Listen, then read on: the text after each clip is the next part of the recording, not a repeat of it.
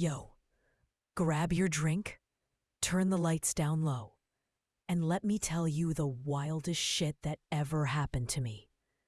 I still get chills when I think about it. And I swear on everything, if I didn't live it, I'd call the person telling me a damn liar. So this was back in March, like 2 weeks after my 29th birthday. I'm pulling up to my sister Nia's house unannounced. Because that's what we do. She got the good snacks. Her kids are hilarious. And I needed to borrow her Dyson vacuum. Because mine died mid-clean. Don't judge me. It's a Tuesday, around 3:30 in the afternoon. I got my key, so I let myself in like always. House smells like cinnamon rolls and weed. Classic Nia vibes. I yell, "Nini, your favorite sister is here!"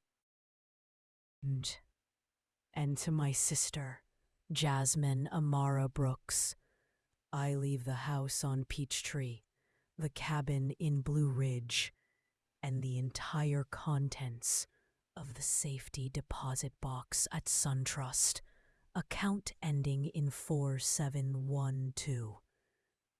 I freeze in the hallway, like somebody hit pause on my whole body. I'm thinking, wait, what the fuck? A will?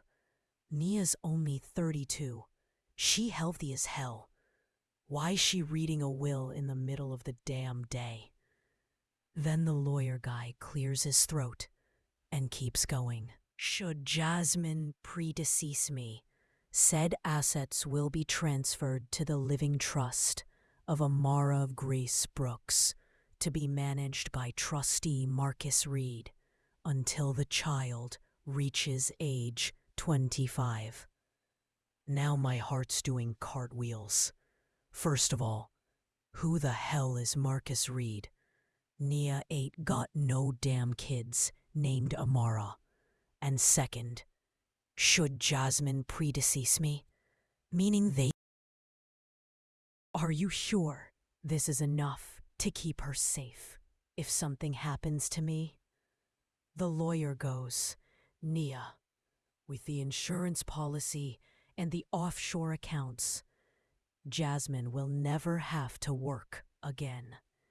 Even if the worst happens, she'll be taken care of.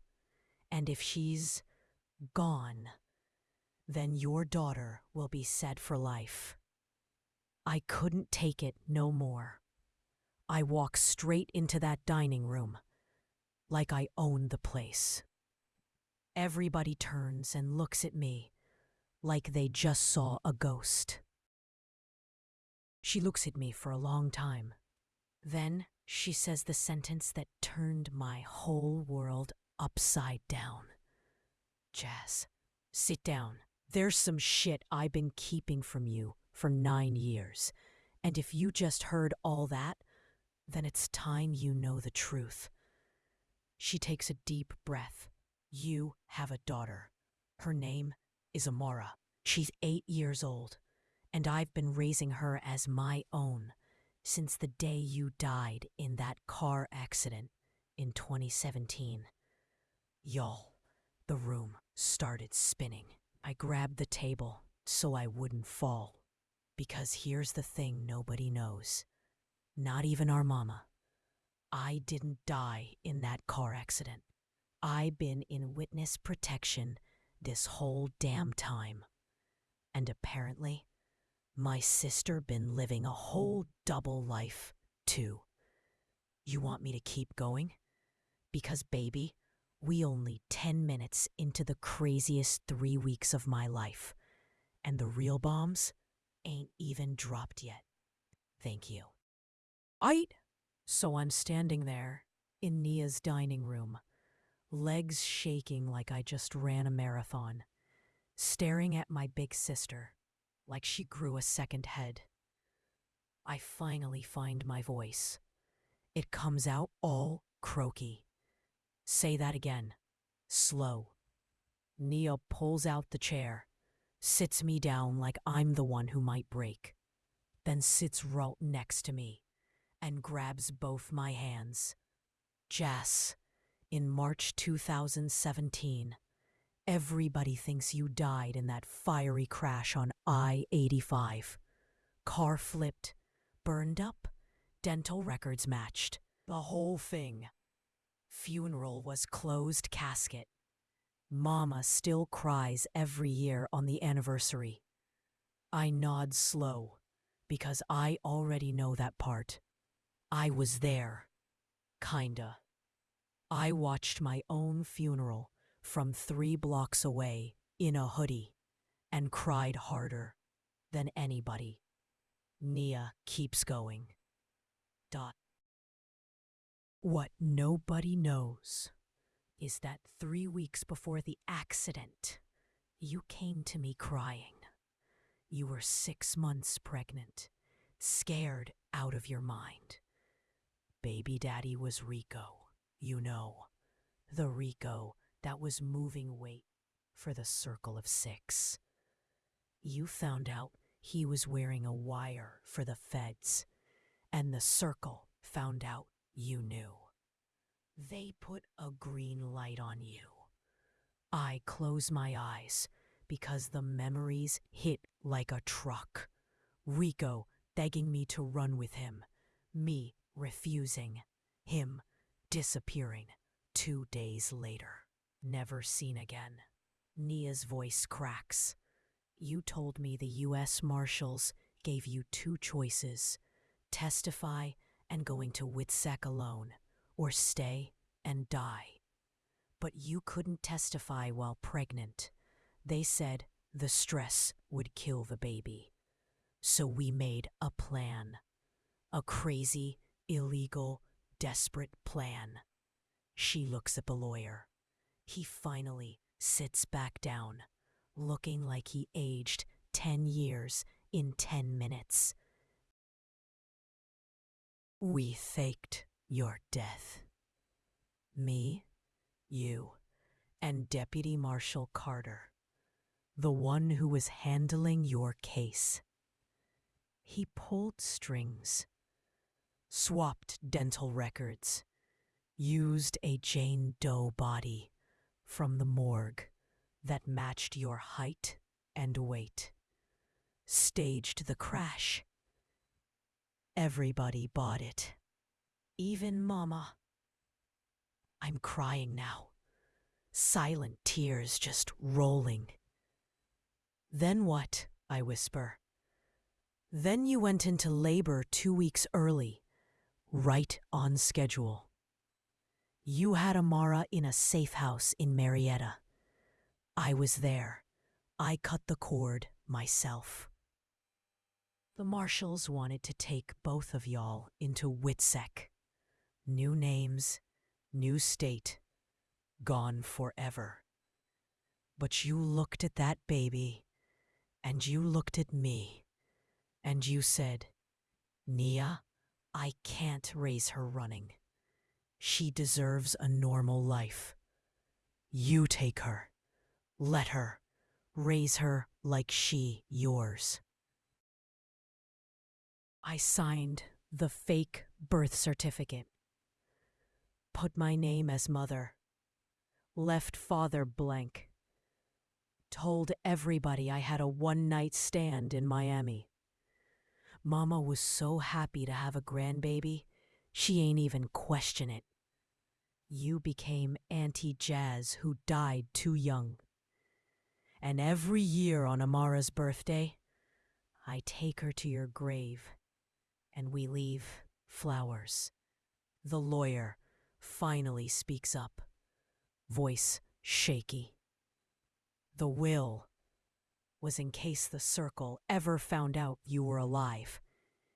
If they came for Nia or Amara, the money trail would lead to you, give you a fighting chance to get your daughter, and disappear again. I look at Nia. Where's she at right now? Upstairs asleep. She got strep throat. Stayed home from school. I stand up so fast The chair falls. Take me to my baby. It's a full-on little girl paradise. Pink walls, fairy lights, pictures of us everywhere. Me holding a newborn wrapped in a hospital blanket. Me at graduation. Me and Nia at the beach when we was kids. And in the middle of the bed, curled up with a mountain of blankets, is the most beautiful child I ever seen in my life. Light brown skin, long curly hair, my nose, Rico's dimples. She coughing in her sleep, poor thing. I sit on the edge of the bed and just lose it. Full on ugly cry. Shoulder shaking, can't breathe. Nia sits behind me, rubbing my back. Then Amara stirs, opens her eyes, hazel with gold flecks, just like mine, and croaks out in a tiny, sick voice. "Mommy, who's—" And that's when the dam fully broke. I'm holding my daughter, my real, living, breathing daughter, for the first time in 8 years. But here's the fucked up part. The circle of 6, they just found the first breadcrumb. Because 2 days ago, somebody ran my old social security number. And now they coming. For all 3 of us. You still locked in? Because the next 72 hours, we had to decide. Run again, or end this shit for good. And baby, we chose war. So the next morning, I wake up on the floor next to Amara's bed. Neck stiff, eyes puffy. But she's still curled up on my chest like a kitten. First time I ever fell asleep with my baby in my arms. I ain't moved for 3 hours, just listening to her breathe.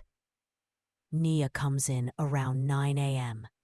with coffee and that look on her face. Half I'm sorry, and half Deputy Marshal Carter hit me at 6 a.m. They picked up chatter. Circle knows the dental records got swapped in 2017. They don't know you alive yet, but they sniffing hard. They put 50 large on any info about the girl who didn't burn. I kiss Samara's forehead, lay her gentle on the pillow, and stand up. So what we doing? Running again? Nia shakes her head slow. Nah. Carter said if we run, they'll find us in weeks. Amara's school records, doctor visits, all that shit got breadcrumbs. Only way we live normal again is if the circle stops looking. I already knew what that meant. We gotta take the head off the snake. Nia opens her safe. Yeah, my sister got a whole safe now. And pulls out 2 Glock 19s, extra mags, and a flash drive. Carter'd been working off the books for 2 years, trying to finish what Rico started. He got names, addresses, stash houses, bank accounts, everything. But he can't move without blowing his cover. He needs somebody on the outside, crazy enough to pull the trigger. I laugh for the first time in days. So basically, he need two pissed off sisters from the west side? Nia smirks. Pretty much. She plugs the drive into her laptop, and holy shit, it's a whole PowerPoint of death. Top dog is this dude everybody call Priest. Real name, Solomon Vraves. Runs the circle like a cult. Got 6 lieutenants under him. Each one got a territory. Carter's plan. We hit the warehouse. Take all 6 out at once. Grab the ledgers, the money, the hard drives. Everything. Then we drop it all on the dark web. And every news station in Georgia at the same time. Circle collapses overnight. Priest either gets locked up forever or killed by his own people for losing control. One night, 6 bodies, whole empire gone. I look at Nia like she crazy. You serious? We ain't Navy SEALs, girl. Nia pulls out 2 bulletproof vests with the word police across them. Stolen, obviously. And 2 AR-15s she definitely ain't supposed to have. I've been training at the range twice a week for 3 years, Jazz. Ever since Amara started asking too many questions about Auntie Jazz and heaven, I knew this day might come. I just stare at my big sister, the one who used to steal my Barbies. Nia already got that handled. She called our cousin Keisha in Alabama. Keisha think it's just a fun weekend trip. Amara leaves tonight, none the wiser. Tomorrow night, Saturday, 11 p.m., we rolling out. The next 36 hours was pure chaos. Range time till our hands bled.